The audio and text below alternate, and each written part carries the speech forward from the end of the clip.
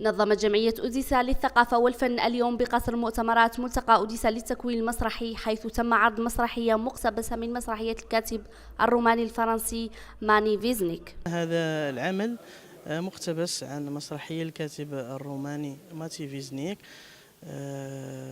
هي إبداع سنة 2016، تم الاشتغال فيها باللهجة على اللهجة الحسانية، وهذه نعتبر احنا بالنسبة لنا اختيار لي يعني التعريف باللهجة الحسانية وطنيا وإثبات حضورنا في الساحة الوطنية من خلال هذا العمل مقتبس من المسرح العالمي باللهجة الحسانية لإثبات القدرات أو الإمكانيات اللي كتتيحها هاي اللغة، هاي اللهجة الجميلة اللي هي الحسانية. حضر هذا النشاط مجموعة من الفنانين والممثلين من مختلف جهات المملكة، بالإضافة إلى الساكنة الذين عبروا عن إعجابهم واستمتاعهم بهذا العرض الشيق.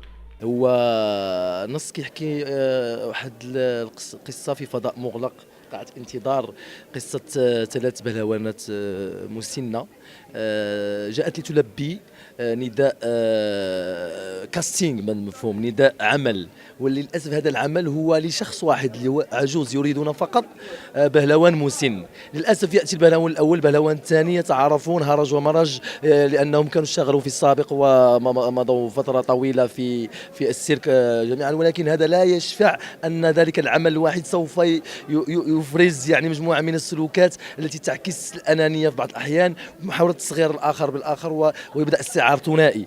قام بهذا العرض مجموعة من الشباب الذين قدموا عرضا كان في المستوى المطلوب، وحاولوا بطريقتهم الخاصة إثبات الجدارة والكفاءة في ميدان التمثيل والمسرح. هذا العمل هذا يحكي يعني داخل في إطار المسرح، مسرح كنسموه مسرح العبث، وهذه المسرحية كتهضر على حياة الفنان بصفة عامة. هذه حياة الفنان اللي كيمثلها واحد المجموعة من يعني واحد الناس شابوا يعني دوزوا عمرهم كامل في الفن، ورغم ذلك ما تعطاتهم فرصة. تجدر الإشارة إلى أن جمعية أوديسا للثقافة والفن لا زالت أنشطتها ممتدة إلى غاية 30 ماي من الشهر الجاري.